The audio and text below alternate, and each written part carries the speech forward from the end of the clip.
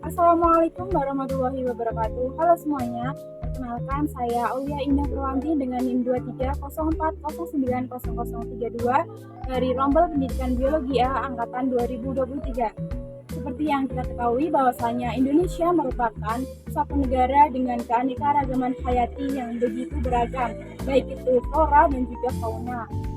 Untuk itu, pada kesempatan kali ini saya akan mengajak teman-teman semua untuk menyaksikan sebuah cerita yang sangat menarik untuk disaksikan.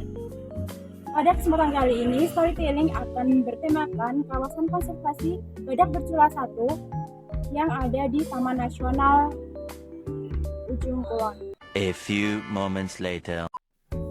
Jadi seperti yang sudah disebutkan tadi, bahwasanya tema storytelling kali ini yaitu konservasi Badak Bercula 1 di Taman Nasional Ujung Kulon.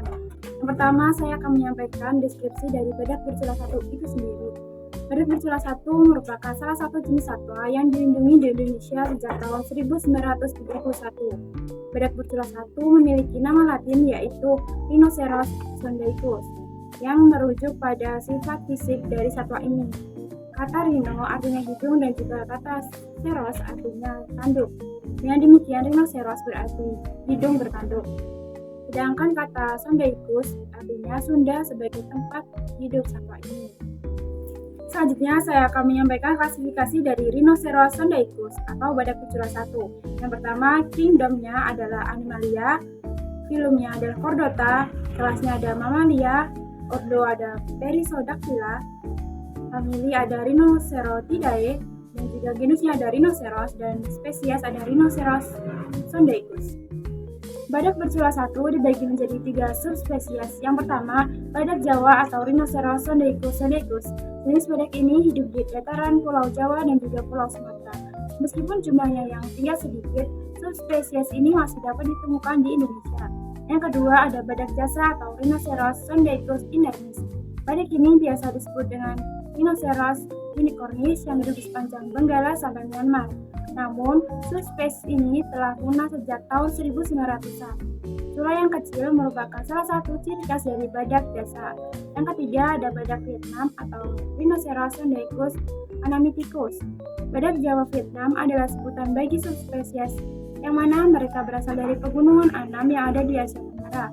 Selain itu, badak ini juga ditemukan di kawasan Thailand, Kamboja, Vietnam, Malaysia, dan Laos. Setelah jumlah populasinya hanya 12 ekor, badak Jawa Vietnam dinyatakan punah.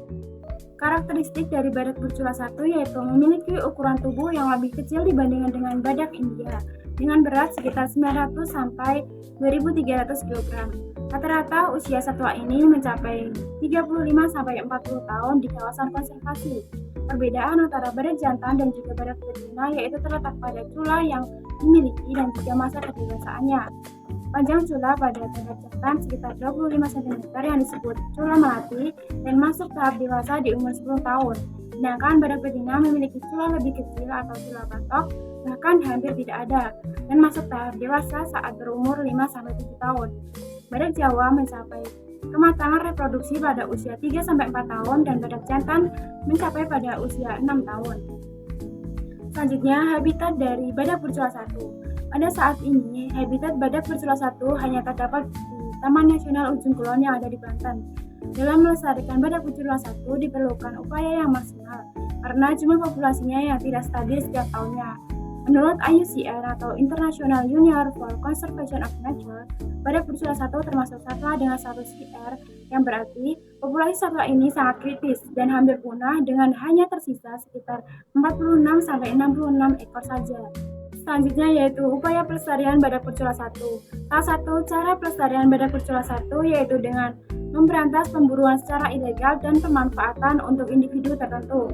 Selain itu, WWF atau World Wildlife Fund juga melaksanakan analisis habitat Badak Bercula 1 dengan menggunakan kamera trap dan video kamera. Fokusnya adalah melihat dan menganalisis perilaku, makanan, interaksi dengan lingkungan, stres dan juga kondisi individual dan kemungkinan ancaman bagi Badak Bercula 1. WWF juga melakukan analisis DNA dari seekor badak Jawa yang membantu dalam proses perkawinan saudara. Tujuan dari analisis ini adalah untuk perencanaan habitat kedua bagi Badak Bercula 1, karena di habitat Taman Nasional Ujung Kulon sangat berisiko terjadi tsunami. Setelah mendengar storytelling tadi, tentunya kita akan semakin sadar bahwasanya sebuah konservasi itu sangat diperlukan di Indonesia, terutama keanekaragaman di Indonesia yang begitu banyak. Hal tersebut akan berdampak bagi diri kita sendiri pada masa sekarang dan juga kepada generasi kita selanjutnya agar mereka semua juga dapat menikmati dan memanfaatkan keanekaragaman hayati yang ada di Indonesia. Menurut saya cukup sekian yang dapat saya sampaikan. Wassalamualaikum warahmatullahi wabarakatuh.